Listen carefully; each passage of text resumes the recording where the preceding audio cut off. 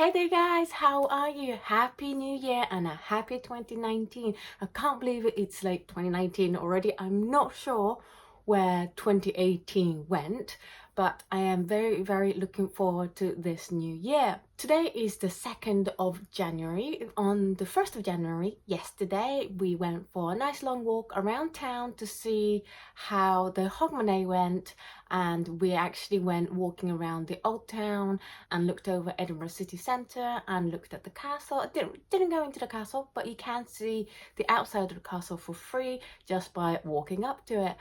And it was a beautiful sunny day. Today is the first day I am in the studio and I'm really excited to get starting with the big colour showdown. I'm not quite sure if that's what I'm going to be calling it, but it's a series my patrons unlock, and it's a series where we're going to take a colour, and in this case a colour name, and compare several different brands and see if there are any differences. I might call it the big colour comparison, I'm not quite sure yet, so let me know which one you think is the better name. Today I'm going to be doing a lot of prep work for that. First thing I need to do is make a big list of what brands in each of the colours in the 10 episodes I'm going to be doing I have already.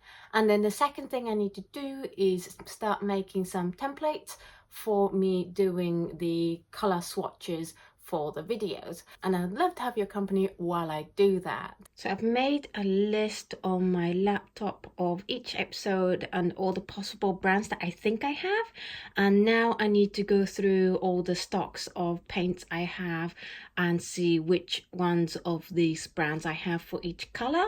And I also want to note down the names of people who have very kindly sent in some paints to help with this series. So let's see what brands I have.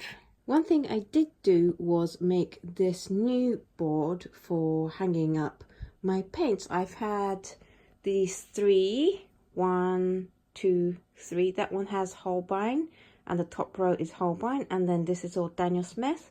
But since I bought some Schmincke paints, I really wanted to have a board just for the Schmincke paints, so I did make that over the Christmas holiday season. It looks really nice to just have all the Schmincke paints in chromatic order. And that's just some foam boards. I have lots and lots of foam boards because they're really handy here.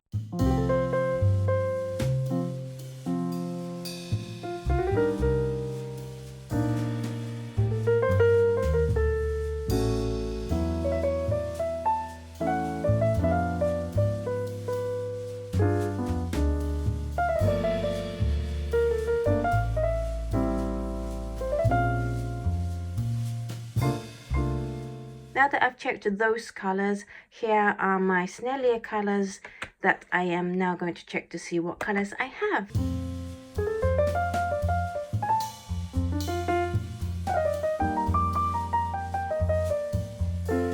If there's one brand I really don't recommend putting into palettes like these, it's definitely Snellier, because of the honey, and as you store them, the honey seeps out and then you touch it and it goes all over the palette. So even if it looks reasonably clean, it's all sticky. It's the biggest mistake I've made so far in paletting out full range of colors. This is the one brand I don't recommend. I also have paletted out full ranges of Daniel Smith, Schmincke and Holbein, and I've not had that much problem with them. But Snellier, don't put them out in palettes where the paint's going to end up upside down or sideways, because you're going to get into all sorts of trouble. I also bought a few of the Winsor Newton, Cass Arts and Jackson's Art colours, so I'm now just going to go through these and see what colours I do have.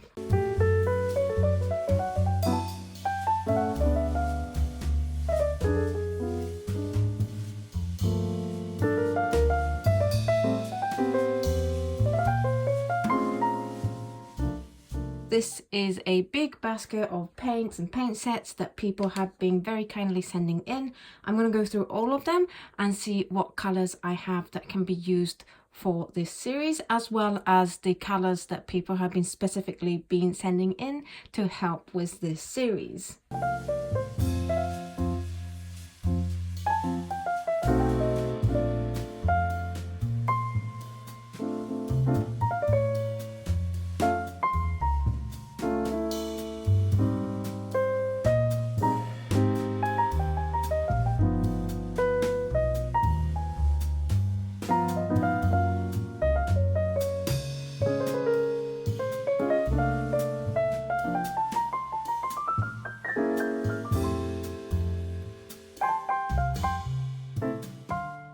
I finally finished making the list. This list actually took a lot longer than I thought it was going to, but now I have all the colors ticked off that I have. This is all the ultramarine blues I have for the series, and what I'm going to do is for each color that we're covering in the series, I'm going to make a palette for it. That's just so that I can paint all the swatches from dried paint, and that way if any of the colors are hard to re-wet more than other brands, I can let you guys know about that. I will be making this palette for every color that we're going to be covering in the episode.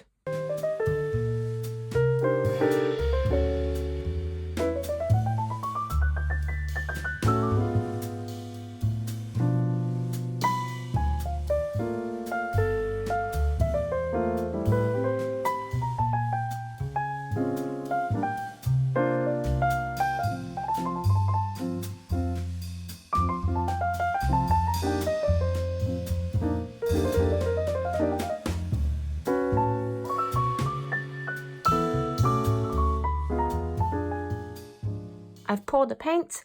We'll just let this dry for a couple of days so the paints can dry thoroughly, and then we get on with filming the first episode, which is very exciting. Another thing I'm going to be doing today is printing the dot cards for the Patreon reward for this month. This month is going to be the ultramarine blues that I have over here.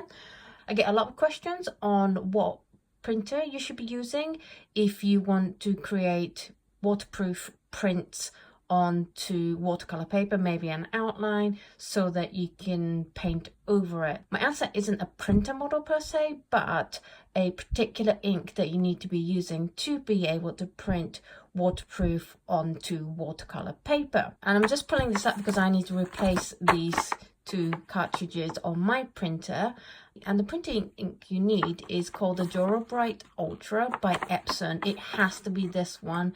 It has to be this one. This is the only one I've found that you can print at home that allows you to print pretty much waterproof. It's not exactly waterproof, but it's close enough. It's practical enough to be waterproof. And the way you can tell it's the right one is if it has a clock face. I've read that if you go for, one of those third-party cheaper cartridges, they're not waterproof. So you have to go for the Epson Bright clock face ink cartridges, and these are expensive. They're like eye-watering expensive, but for me, for my business, it makes sense to be able to print on watercolor paper in a waterproof manner.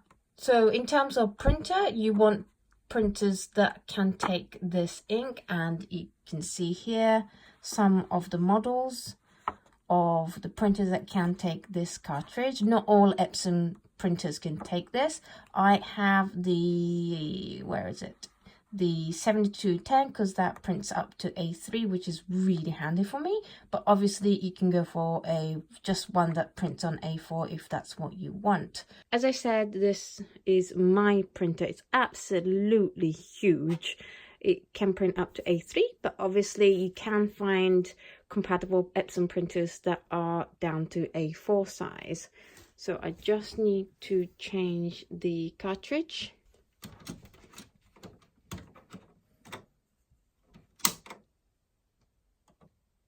Turns out the ink's just low, it doesn't need actual cartridges changed, so I'll keep this for later.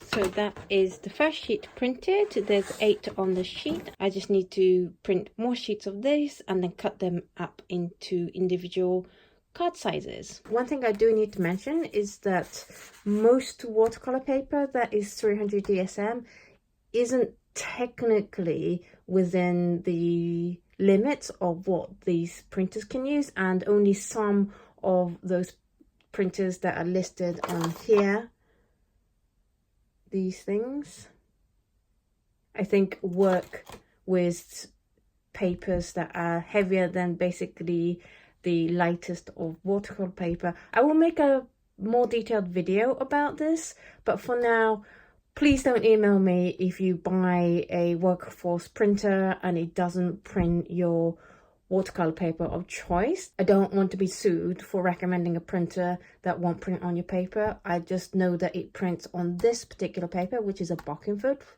one. I think it is 300 GSM, but please don't sue me if it doesn't work on your paper.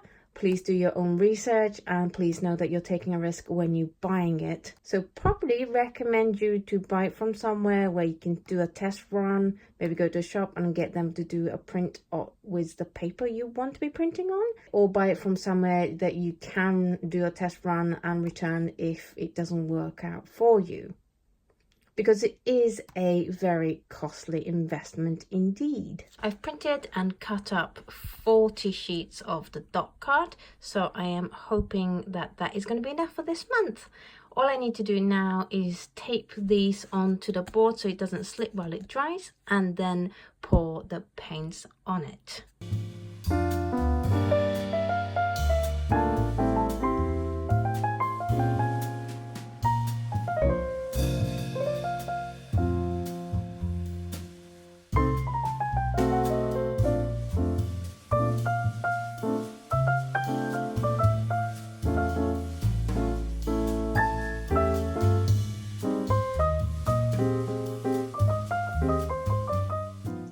This is going to be this month's Patreon reward dot card. It's going to be 8 ultramarine blue of Daniel Smith, Holbein, Sennelier, Schmincke, Winsor Newton, Da Vinci, Jackson's and Cass Art.